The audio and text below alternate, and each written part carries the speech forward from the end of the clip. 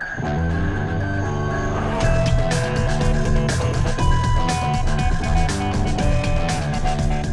Robert Cardoza, and you're watching On the Street. This is the intersection of business and politics.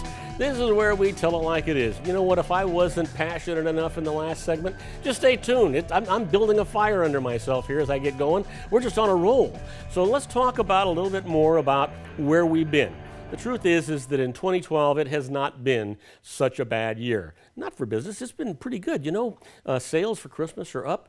Profits are up. Businesses are doing good. Up until today, the stock market was doing well. You know, people had a lot of confidence. But unfortunately, every time somebody sneezes in Washington, D.C., it has an effect on the economy and on business. And the economy being that the stock market goes down a little bit and business becomes a little more scared and apprehensive about what's going to go on in the new year. But we haven't had a bad year. And here's the deal. Last week, I had an email from someone, I think it was last week, might have been before that, but I had an email from someone who says, hey, how many times should I plan on failing before I become a success? And the answer to that is obviously 0 times. You don't plan on failing. You know, unfortunately, what you plan for is what you're going to get. You want to plan on success. So here's the thing. If you're one of those 29 million people who are out of work, if you're one of those people that have been on unemployment and you know that if they don't solve this fiscal cliff by December 31st, your unemployment runs out, that's what's actually going to happen here. If we go off that fiscal cliff, every economist is forecasting that unemployment will go back up to about 9%. You know, we're at 7.7 right now. Why would you want to go to have that happen? You have to complain, you have to do something, you need to reach your legislators and say, hey, stop playing games around here, get involved, start representing me, or I'm going to start making sure you get out of there. You know, it's not just the president or a governor that can be impeached from office. Anybody you voted for, if you're not happy, right, the mayors, councilmen, anybody you voted for can be impeached from office. You need to be thinking about those things, because right now, if what we need to do is scare the hell out of Washington, D.C., well, maybe what we need is an internet movement that says, hey, sign this petition. Let's start removing some of these people that are getting in the way of progress, getting in the way of legitimate good compromise, things that are going to help the economy. I don't want to just help the little guy, and I don't want to just help the big guy. And I don't want to just help the middle of the road. I want to help them all. And there is a compromise that will do that. Now, I'm not the guy that's got all those answers. I've certainly given you some from the past shows that made sense to me. I don't know if they made sense to you or not. We could bring money in offshore and use it and give it back to those companies tax-free. It wouldn't hurt us at all. We're not getting any revenue from it now anyway. We could adjust some of the infrastructure in the United States to create jobs that way. We could create more revenue.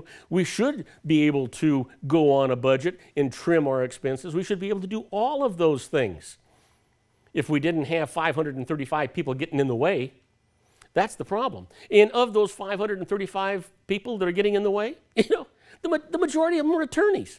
You ever heard the term, you want to ruin a good deal, get an attorney involved? They have this inherent requirement to just get in the way. That's just the way they're trained. You've got to get to their heads, and their heads are they want to be powerful. They want to be out there in front of everybody. They want to get credit. Well, you know what? What they're going to get credit for here is decimating the United States economy, and you've got to be really careful about that. But next year, I'm bullish on next year for business. I think that the businesses that are going to get started now, those new young entrepreneurs that have no choices left, because if we fall off this fiscal cliff, unemployment stops. What little money that people are getting is going to stop. They're going to cut food stamps. They're going to cut education. They're going to cut Medicaid. They're going to cut everything from these poor people. And what it's going to do, whether you like it or not, is force people to get into new businesses. So let's talk about that a little bit, because I think we're going to look at an area or a new era of innovation in the United States. Now, it's not probably going to be the same kind of innovation we've seen in the past where, Jonas Salk created the polio vaccine, or we had heart transplants that were perfected, and now multiple organ transplants that are perfected. And that's not the kind of innovation we're going to see. We're not going to see new computer chips. We probably will, and we're not going to see all the new software. That's all pretty much done. And they've already known for the next 10 years the new developments that are going to come out. They've already got them. They're just holding them back so they can introduce new programs at more profits. But what you are going to see are new people getting involved in businesses, trying to decide what they're going to do. And what are they going to do? The first thing they're going to do is try and decide what business to get into. And they want to make sure it's something that they like and something that they understand. And that's really, really important.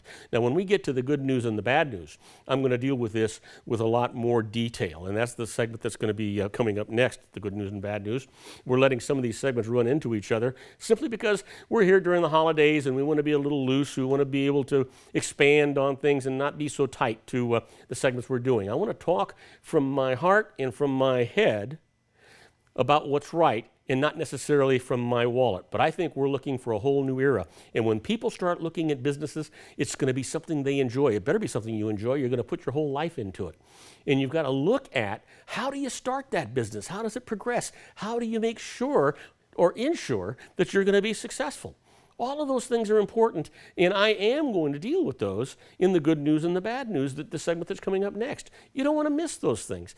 Unfortunately, you can't find out everything you want to know in an 8-minute segment on this show. You can't find out everything you want to know in 2 6-minute segments and 4 8-minute segments on this show. All we can do is kind of touch the top of what's going on to make you wonder and make you think. If you're unemployed, start thinking about self-employment. Not a bad thing. There's lots of things you can do when you go out there, lots of things that you can make successful. I'm going to talk about 1 or 2 of those things in my next segment, the good news and the bad news. I think it only makes sense. We're looking at a fiscal cliff that I'm not so sure that we're not going to go running off. Well, I was pretty confident that we were going to have this compromise, that both sides were just waiting for the soft landing, that they were going to be realistic. All of that, as of this morning, just kind of flew out the window. I just don't see that happening. I think we're in a lot more danger to fall off that fiscal cliff now than we ever were before. Can that still be solved? Yeah, but I get nervous when we start getting this close to the end of something that's going to hurt us, and it's going to hurt us all. It shouldn't happen when it's so easy to just any compromise, do anything to make it right. Doesn't it just make sense? And then the can you kick down the road is the opportunity to change those things you made right that weren't quite right and make them better. That's what happens here. Now, you're watching On the Street. This is the intersection of business and politics. Coming up next is the good news and the bad news. You don't want to miss it. We're going to talk about 1 or 2 business opportunities, just something I thought of off the top of my head. This is On the Street, intersection of business and politics. I'm Robert Cardoza.